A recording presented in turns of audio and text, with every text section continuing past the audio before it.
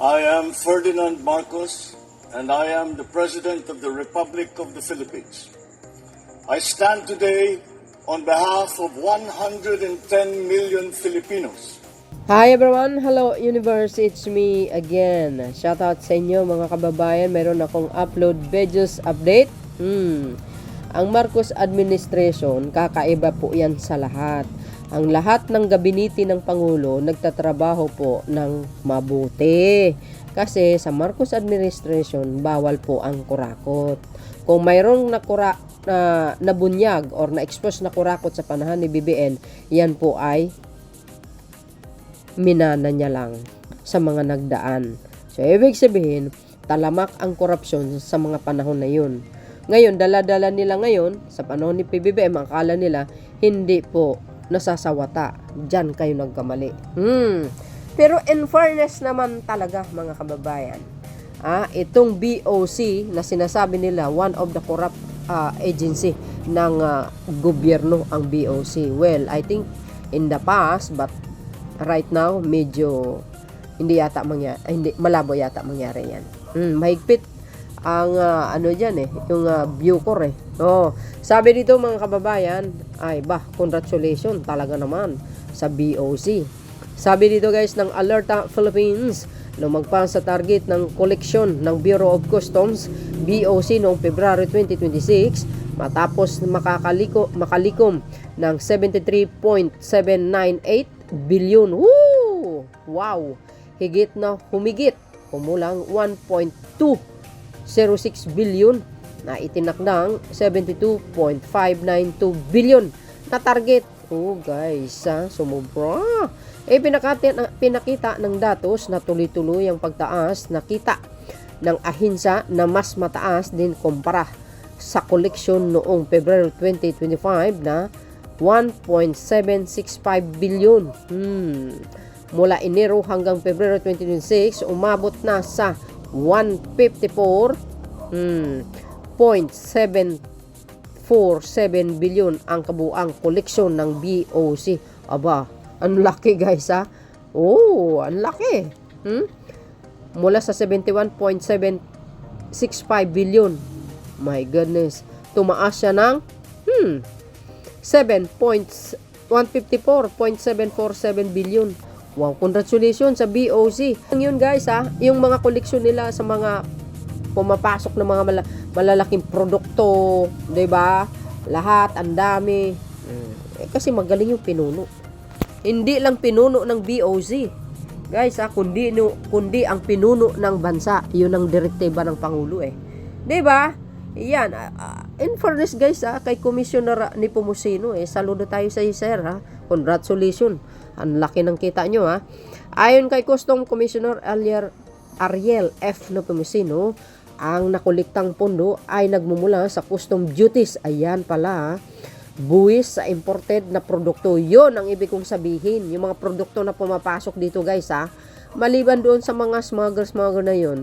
Kasi yun guys yung mga smuggler, like for example nung isang araw one day ago, di ba may video ako dyan, yung mga produkto ng Louis Vuitton, di ba yung mga fake na sapatos, ang dami kaya, hindi ko na-upload mga yun yun lang, ibibenta mo na yun, malaking kita na yun guys malaking kita ng BOC, di ba, at least legal, ibenta tapos ilagay sa treasury. Wow, ayan saan galing yung kolekta nila, buwis, imported na produkto. Wow. At iba pang singilin ng mga kargamentong pumapasok sa bansa na sinusuri sa iba't ibang pantalan. Korekto. Yan naman ang maganda guys Ang mga pundong ito ay napupunta sa pambansang kaban ng bayan at ginagamit sa pagpupundo ng mahalagang programa ng pamahalaan tulad ng infrastructure project, serbisyong panlipunan at iba pang development initiative. Siyempre guys, hindi lang yun. Sweldo ng mga government employers. Diba? Ang laking kita nila Baka madubli-dubli pa yan. Ito yung mga, itong admin na ito, mga kababayan. Believe din naman talaga ako. Saludo sa mga sekretary ng Pangulo, sa mga, commissioner, katulad ni Commissioner Nepomuceno, ang galing-galing niyang mamuno. Ayan BOC delivers 1.2 billion surplus. Woo! Surpasses February collection target for the second straight month. Congratulations, sir. You're the best leaders. Ayan, 73.798 billion. Ooh! Laki, oh. Laki ng dagdag, guys, ah. February 26 collection, 1.26 billion surplus. Oh, M goes. 73.98 B. February 26 collection. And February 26 collection, 73.798 billion. Oh, M goes. Ayan. Galing, no? Ayan pa, oh. January 2, February 2026. Oh. 154.747 billion. Laki ng kita, guys, ah. Ayan, oh. Ayan, oh. Ito naman. Ayan, oh. February 25, collection, 71.765 billion. Oh, February yun, guys, ah. Ito naman, February. Ayan, oh. Ay, January pala to February 2026, 151.109 billion. Laki. O, di ba? Halos ano na. Ang laki, guys, ha. In fairness naman, ha. Kalahati. Kalahati ba yan sa 71? Dog last year, 2025. Almost, di ba, guys? Almost. O, di ba? Halos dinoble. Dadoble, ha. O. Wow, galing. Halos dubli, eh. Ayan, no, 71 no, nung February to February. Hindi mali, January 2025 collection pala ito, 71. 0.765 billion. Ikumpara mo naman dito, oh. January to February. Wow. 5.1. Hindi mali, 151.019 billion. Laki. Halos kalahati, dinubli. Nadoble, guys. Lagpas target, BOC, nakalikom ng 73.8 billion noong Pebrero. Wow, congratulations, sir. Ayan, ikaw na talaga.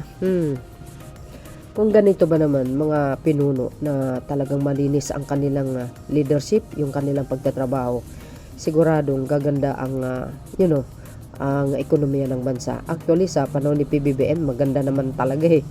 Oo, ang hindi lang naman sang-ayon or satisfied yung mga anti-Marcos. Ha? Ewan ko nga ba? Alam po natin yan. Well, siyempre, most of all, yung leadership ng Pangulo. Always yan. Laging ini-inspect itong mga ahensya ng pamahalaan. Especially BOC, guys, ha. Maraming sikwat-sikwat yan, eh.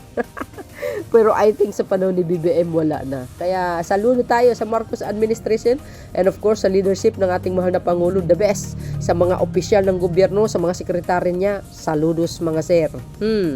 God bless you all and God bless Philippines. So yun mga kababayan, thank you guys for watching. See you again when may next upload.